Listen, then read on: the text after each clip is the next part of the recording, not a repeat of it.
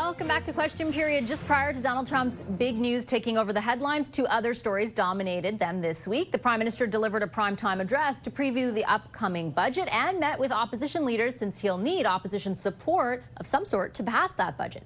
One of those opposition leaders, the Conservative's Pierre Poilievre, faced his own controversy this week following comments Poilievre made in a podcast about the RCMP accusing the force of shielding former Prime Minister Justin Trudeau from criminal charges, calling the leadership of the RCMP despicable for doing so.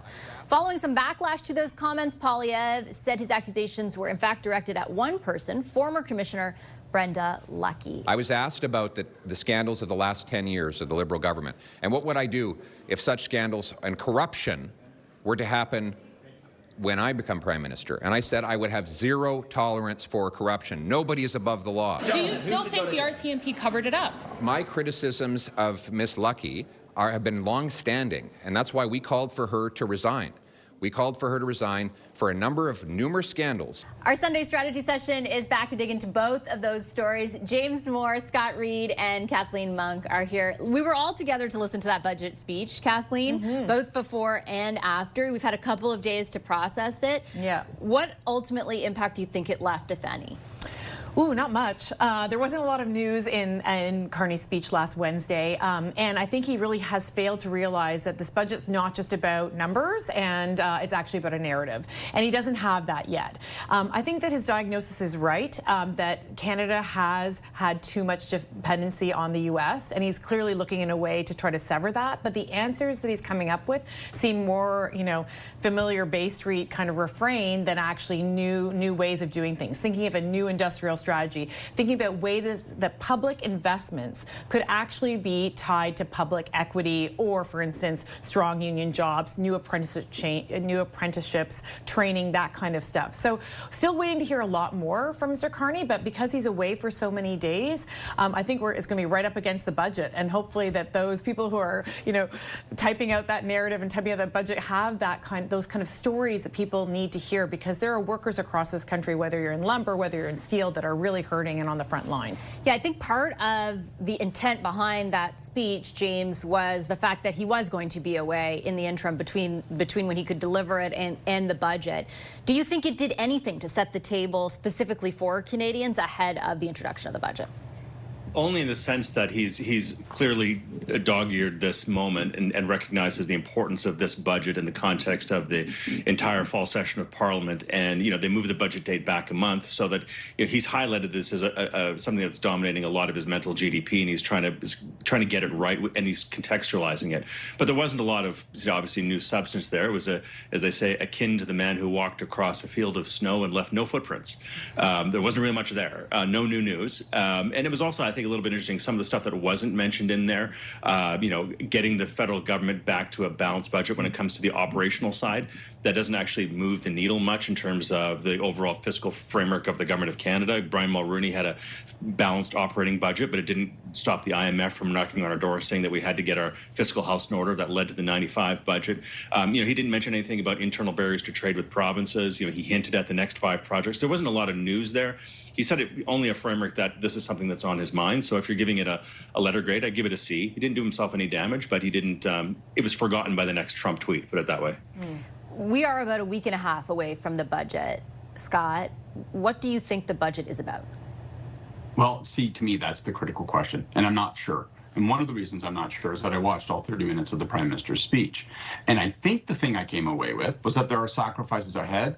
We are facing generational and significant change, and therefore we're going to have to make some trade-offs. I'm not sure that's what they really want the message of the budget to be, though, because that sounds like an austerity budget. That sounds like a budget that's going to be about paring back and hunkering down, whereas I actually think the measures of the budget, and certainly the message that they want to convey, is we've got a plan for sturdy growth. We are going to help people through this tough time, but more importantly, we're going to help people grow jobs, grow the economy, grow industry, and take the lead where we can in critical areas. And that's because of our plan. And I'm not certain that punched through.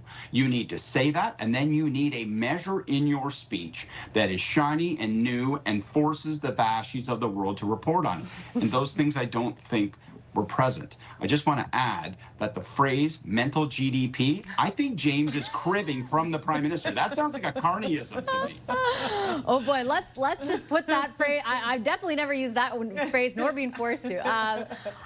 Okay, so let's switch gears because I do want to also talk about the opposition. They want to talk about the budget a lot.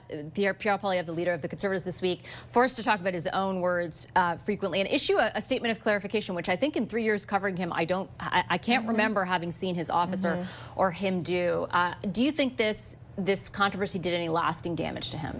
I don't think we're at full-out rebellion, but I think it certainly was like a signal flare this week. You know, there's the leadership review that's happening in January, and certainly there's nobody organizing, but it did kind of have almost like a vibe about it this week, that there was like some almost pre-rebellion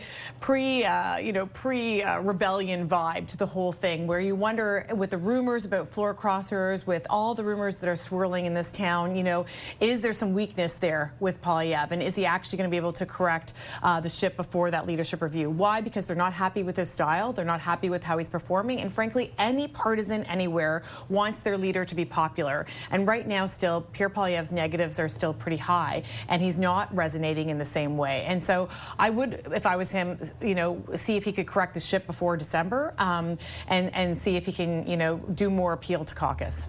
And if those floor crossers happen, that's a huge problem. Why do you think, James, that he felt the need to clarify? Do you think that that the statement was a strategic error?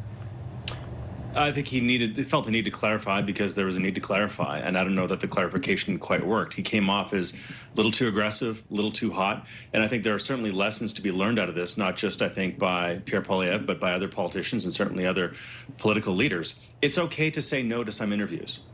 You don't have to say yes to every interview. You don't have to answer every question. You should also keep in mind as well, we all should, I mean, certainly political actors should, that voters rarely vote retrospectively. They vote for the future. And, you know, talking about a prime minister who hasn't been in office for quite some time now, and that voters looked past, frankly, ever since the Toronto-St. Paul by-election last summer, was really the breaking point for Canadians with Prime Minister Trudeau. That, you know, talking about anybody in the past tense and, you know, old battles really doesn't matter. People are nervous about what's happening now. They're worried about their jobs tomorrow. They're worried about their kids' future tomorrow. They're worried about their retirement in the next few years. They don't really care about a scandal that they've forgotten about from many years ago from a prime minister that isn't in office anymore. So focus on the horizon, choose your interviews responsibly, communicate judiciously, effectively, and economically, and focus on the future. And I think those are some lessons that'll be learned out of this, I think, by everybody, not just Pierre Poilievre. Scott, your thoughts? Pierre Poilievre looks shaky and shaken. And I can't remember a time during his political career, and I've been present for it all, where he has looked this shaky. And I don't think his leadership review is a problem. They're going to be able to pack that room with partisans, and they'll get the kind of conservatives out they need to get a massive vote and all that sort of stuff. So I don't really think it's about rebellion. I think the guy looks like he has lost his sense of certainty. He looks shaky. He was not. I hear what James is saying about don't take that interview. You don't need that interview. But to be fair, even in the context of that interview, he was not led into a discussion about throwing your political opponents in jail and getting them arrested, or that the police are despicable because they won't carry out his partisan agenda. He wasn't led there. He took himself there. His instincts drew him there. And I think what's interesting is suddenly, I think, even to Pierre Poilievre, he's realizing that his instincts are letting him down. That's why I say he looks shaky. And the best he can mount of a defense is, well, I was actually talking about the former RCMP commissioner. This horrible, revolting, ridiculous thing that I said wasn't applied to all of the RCMP, but rather just to one individual, the person who led it in the past. And that's, again, that's an example of his instincts and his pride getting in the way of common sense and growth. And if he can't grow as a leader, it doesn't matter if he passed that leadership review. He ain't never going to pass a fundamental test, and that is the votes of the general public. All right, I got to leave it on that note. Thanks, everyone. I appreciate it. Our Sunday strategy session with Kathleen Monk, James Moore, and Scott Reid. When we come back, we'll revisit the subject of the Budget's Balancing Act. With just over a week to go until the federal government tables the budget, the Liberals are walking a tightrope of sorts. They're 3 votes shy of a majority government, and so they need a dance partner to ensure that budget passes. The Scrum with Stephanie Levitz, Chris Hall, and Graham Richardson is up next to talk about that balancing act. We're back in a moment with more Question Period.